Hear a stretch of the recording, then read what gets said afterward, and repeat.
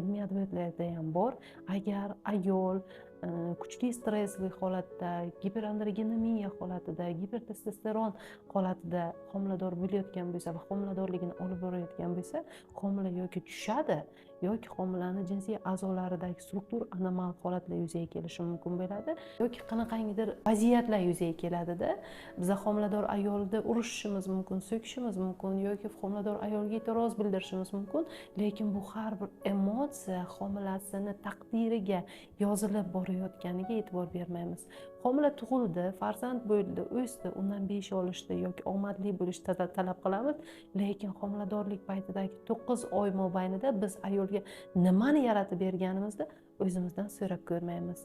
Ya'ni farzanddan kelajakda baxtli insonni ko'rish maqsadida biza homilamizni sevgida, mehr muhabbatda yaratishimizni va mehr muhabbatda olib borishimizni birinchi navbatda o'ylab ko'rishimiz kerak bo'ladi.